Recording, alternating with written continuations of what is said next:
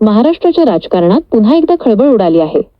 Shiv Sena UBT नेते संजय राऊत यांनी भारतीय जनता पक्षावर अतिशय गंभीर आणि बोचरी टीका केली आहे.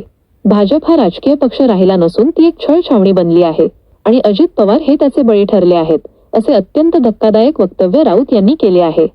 संजय राऊतांच्या या दाव्यामागचे खरे कारण काय आणि यावर राजकीय वर्तुळातून काय प्रतिक्रिया येत आहेत, या सर्व राजकीय घडामोडींचे सविस्तर विश्लेषण जाणून घेण्यासाठी हा व्हिडिओ शेवटपर्यंत नक्की पहा.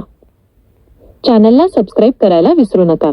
ताज्या बातम्या आणि महाराष्ट्राच्या राजकारणातील प्रत्येक सडेतोड घडामोड सर्वात आधी पाहण्यासाठी आवाज माझ्या ऑफिशियलला नक्की सबस्क्राईब करा.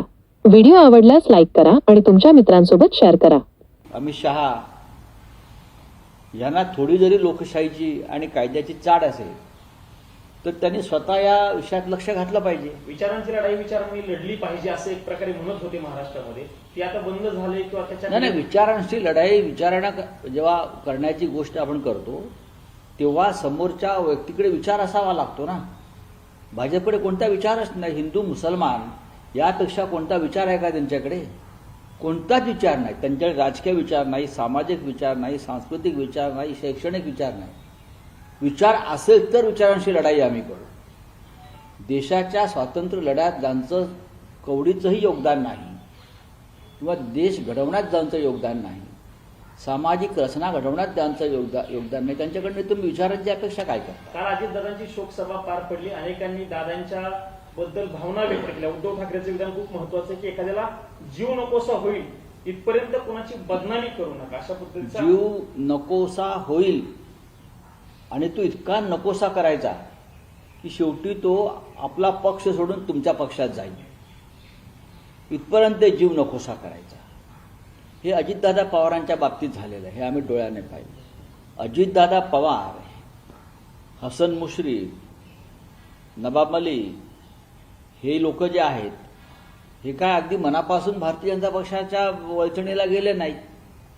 हे आपली कातडी वाचवायला, आपली संपत्ती वाचवायला आणि तुरुंगवास वाचवायला भाजपात गेले.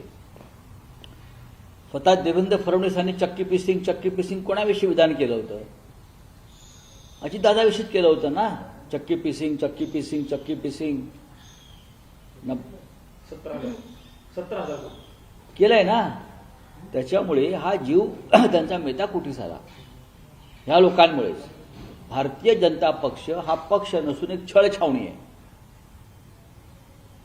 जसे हिटलरने छळछावण्या निर्माण केल्या होत्या आपल्या विरोधकांसाठी, तशा प्रकारची छळछावणी आहे आणि त्या छळछावणीचे बळी हे अजित पवार आहे.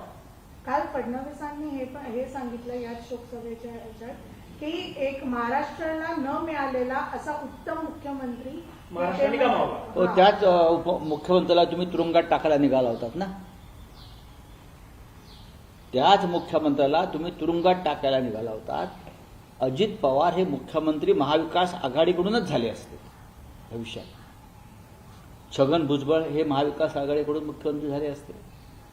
गणेश नाईकांसारखा नेता मुख्यमंत्री झाला असता. अजितदादा पवार मुख्यमंत्री झाले असते. नारायण राणेंनी भाजपात प्रवेश केला, मुख्यमंत्री परत झाले का? नाही झाले. त्यांना मुख्यमंत्रीपद फक्त शिवसेना देऊ शकली, लक्षात घ्या. एकनाथ शिंदेने आता मुख्यमंत्री होऊन दाखवा पुन्हा.